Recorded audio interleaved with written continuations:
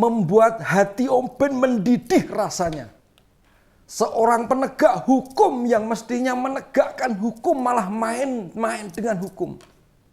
Hukuman Pinangki selayaknya diperberat bukan malah dikurangi.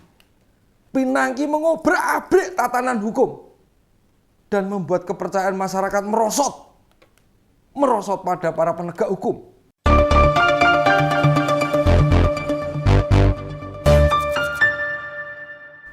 Secara mengejutkan, tersiar kabar ada 23 koruptor bebas dari penjara. Mereka bisa menghirup udara di luar tahanan sebelum waktunya.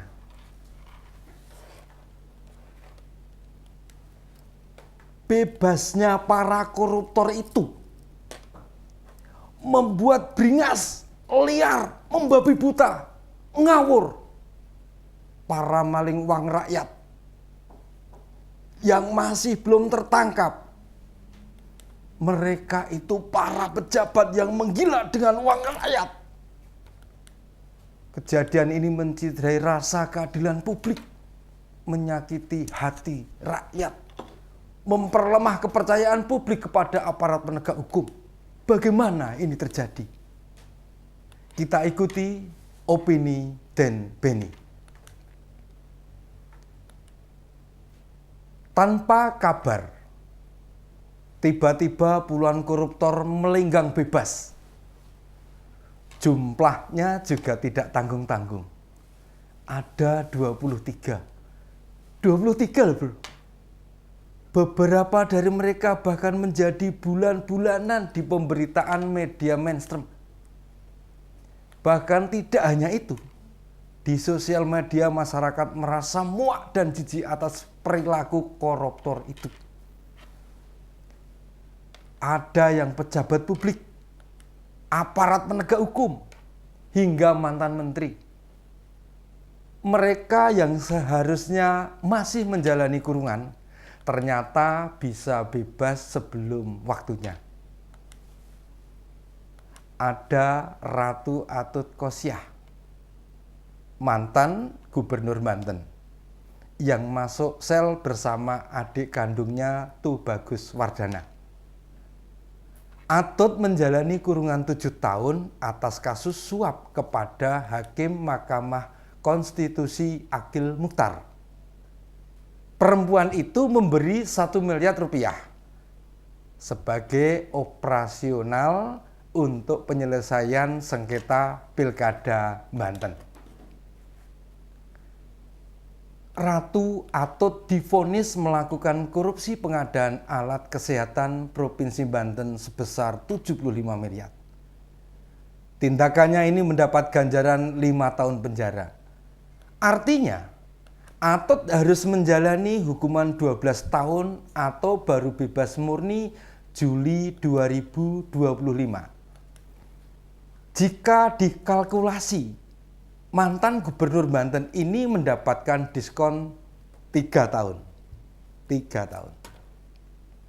Lalu ada juga mantan artis yang pernah menjabat gubernur Jambi. Dia bernama Zumi Zola. Cakep ya namanya, Zumi Zola. Meski masih muda, masih 42 tahun, tetapi kasus hukumnya cukup mencengangkan. Gratifikasi yang diterima mencapai 44 miliar. Itu masih ada tambahan sebuah Toyota Alphard. Tidak hanya itu. Kader PAN ini menyuap anggota DPRD Jambi 16,5 miliar. Sekali lagi 16,5 miliar. Luar biasa.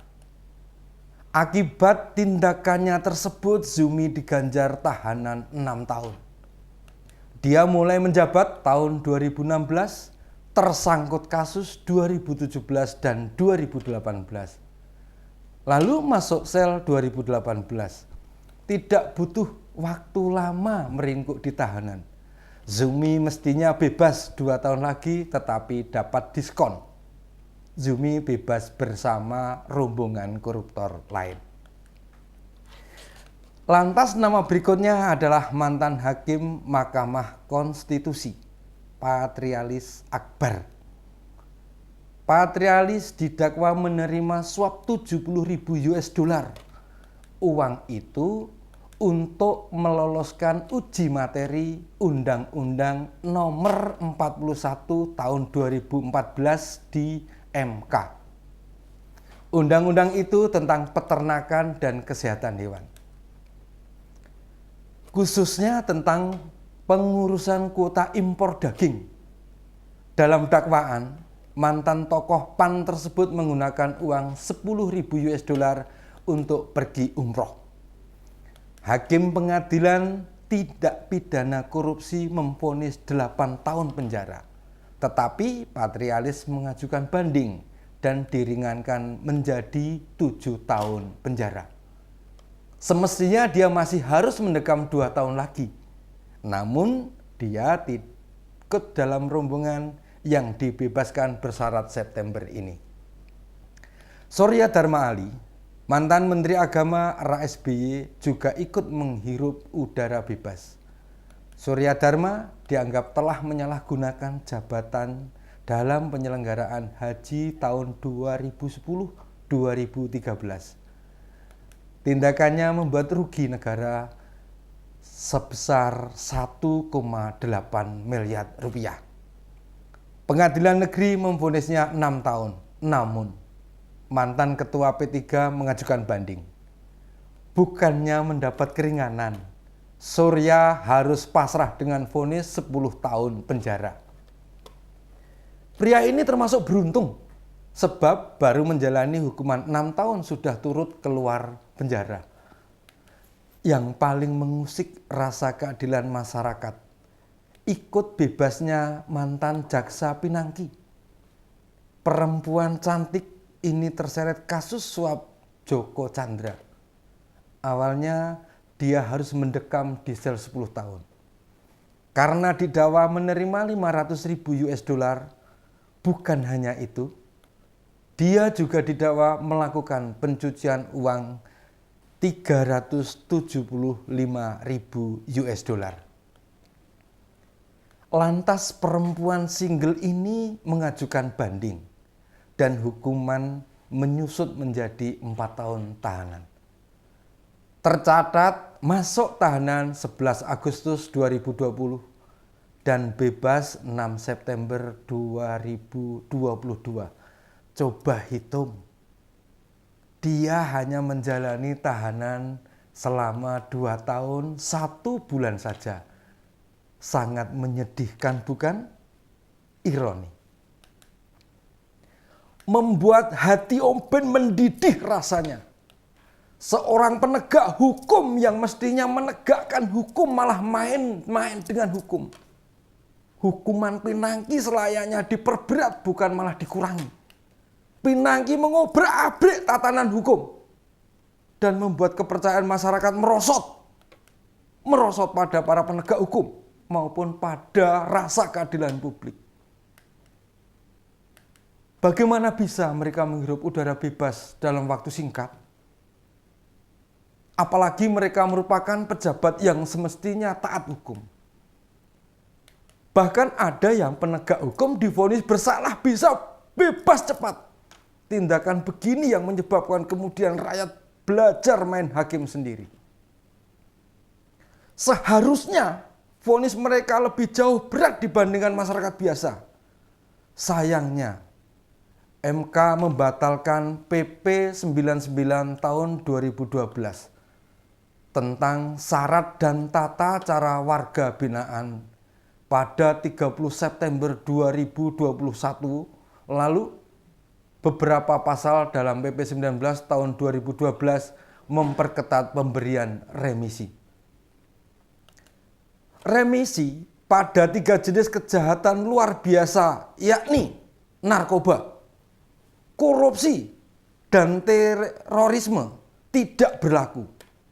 Secara khusus, narapidana korupsi baru bisa mendapatkan hak seperti remisi hingga pembebasan bersyarat.